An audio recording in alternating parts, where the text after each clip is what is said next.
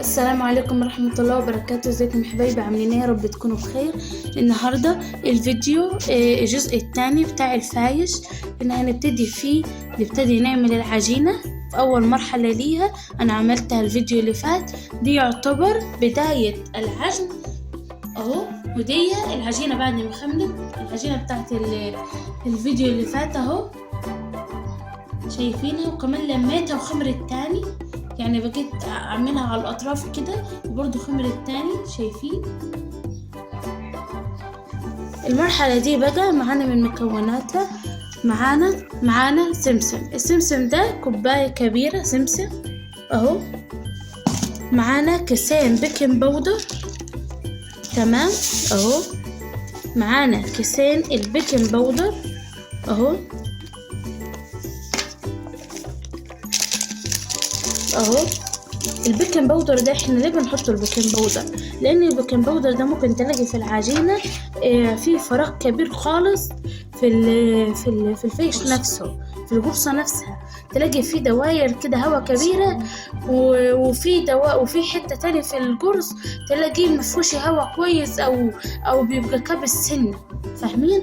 فالبيكنج باودر هو بيخليه متساوي في الخمر، تمام. معانا محلب وزرمبة، انا اشتريتها من العطار. المحلب والزرمبة دي الاساس بتاعة الفايش. جبتها على مقدار كده معلقة ونص. انا حطيت عليها سكر بودر وضربتها في الخلاط عشان تطرى معايا كده، فطلعت معايا الكمية دي. المحلب والزرمبة دول هم الأساس بتاعت الفايش، هي اللي بتخلي الريحة يعني تبقى فظيعة خالص. أول ما تطلعيه من الفرن ريحة الفايش يقلب يهدل في الأماكن وفي الشارع، وهتلاقيه هو الريحة الحلوة بتاعت الفايش. هو الأساس بتاع الفايش يا جماعة، ده مستحيل إن انتم ما تجيبوهوش، تمام؟ ده الأساس بتاع الفايش. نبتدي كده نضيفه.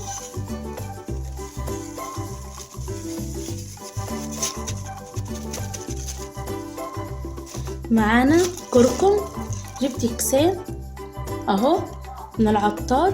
هو العطار عامل اكياس فردانية، جبت كيسين كركم بلدي يا جماعة. نحط كده اول كيس، نضيف تاني كيس. صلوا على النبي.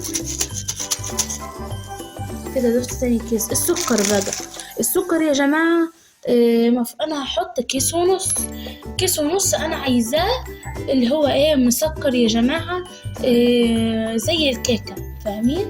في ناس مثلا ما بتحبوش مسكر، بتحبوا مثلا تاكلوا بالفول، تاكلوا بجبنة قديمة، يعني كده. لا، هو يبقى كده يقلل يحط كمية سكر شي صغيرين، ما يحطش الكمية كلها، ما يحطش يعني كيس كامل سكر، لا ده هو يحط النص، يحط والناس تحط كوباية على حسب ذوقكم انتوا، على حسب انتوا محتاجين ايه سكر.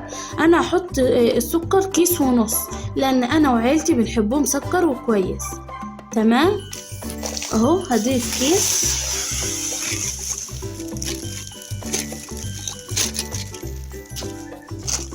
وادي كده النص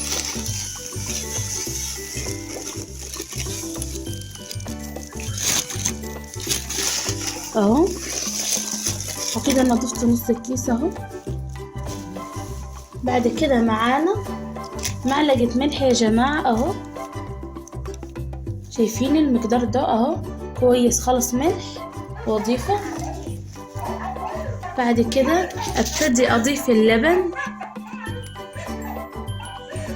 هضيف 2 كيلو، على كل 5 كيلو دقيق عليهم كيلو لبن، تمام. انا عشان هعمل 10 كيلو دقيق فانا عملت 2 كيلو لبن يا جماعة، واللبن دافي، تمام.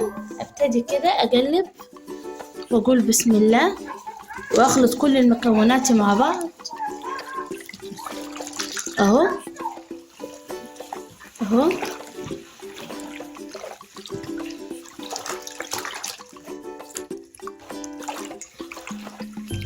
اضيف كده اهو، اقلب لغاية ما السكر بتاعي كده يدوب شوية اهو.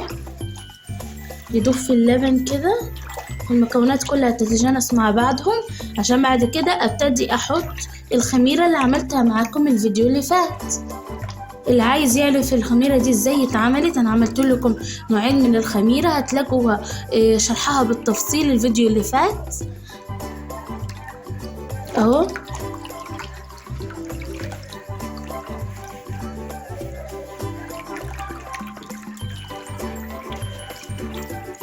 وكده انا حسيت ان السكر داب شوية اهو، ابتدي بعد كده يلا احط الخميرة، اضيفها كده كلها على بعض اهو. شايفين يا جماعة؟ اضيف كده الخميرة اهو يا جماعة. وكده انا بعد ما نزلت كل الخميرة بتاعتي اهو اللي عملتها كده، ابتدي اضيف الدقيق اهو. وهو بعد كده ما ضفت كمية الدقيق كلها على الخميرة، هضيف عليها مية وهعجن وهرجع لكم.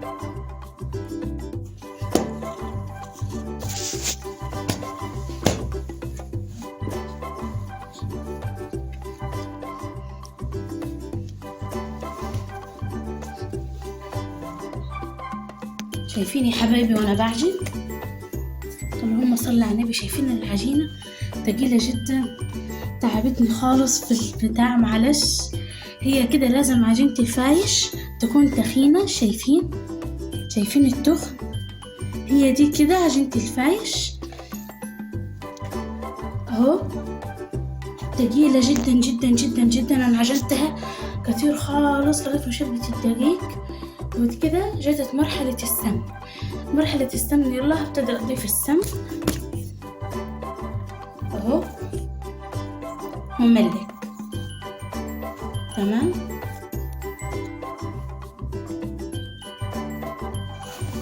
اهو.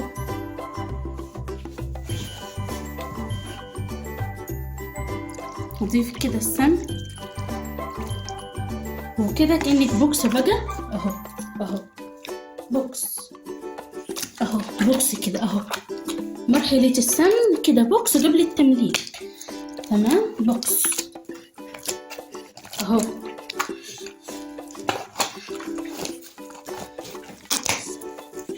السمنة يا جماعة دافية، مسيحاها دافية. تمام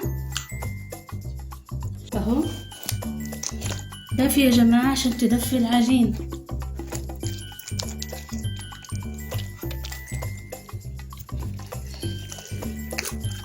هعجنها بقى وهملكها اهو.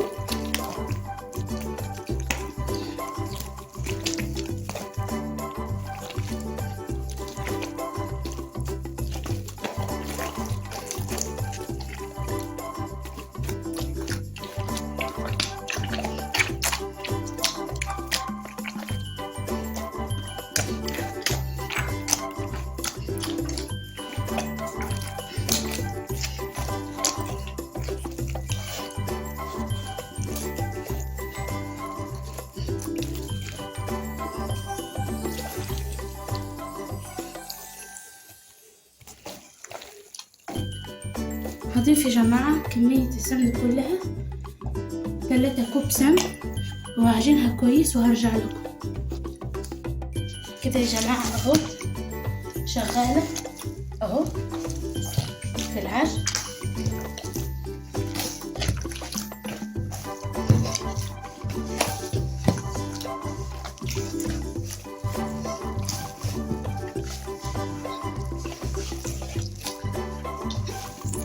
اهو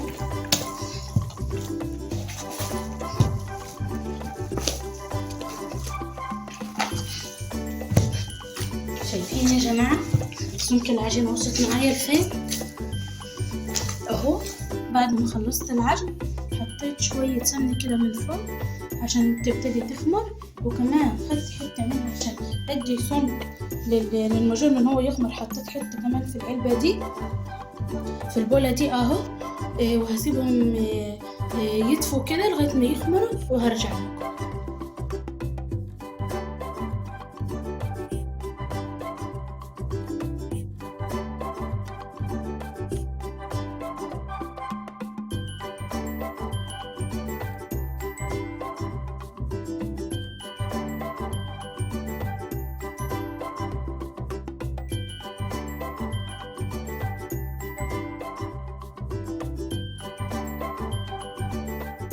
شايفين يا جماعة انا بدأت اقطع لانها خمرت خالص اهو،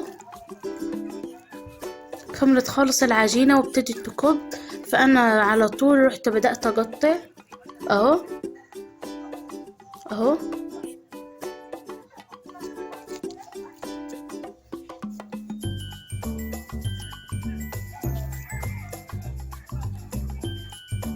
اهو يا جماعة مستمرين في التقطيع اهو. شايفين الصوابع دي اهو، عاملة اللي هو الشكل ده في الصاج. ده نصاج سمن وايدي برضو فيها سمن اهو. ده فايش الصعيد الاصلي يا جماعة بكل طرقه اهو اهو. حط كده جنب بعض كل الاشكال. ودي الجرس اهو،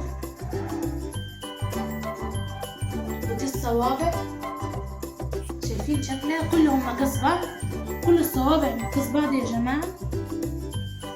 يا جماعة اهو بعد ما سبته يخمر شوية عرفت منين ان هو خمر. بس مكان صوابعنا كلها اختفت اهو بالمنظر ده. ولو دخلتيه الفرن ولقيتي دواير بني ظهرت في التحمير اعرف ان هو لسه عايز يخمر شوية.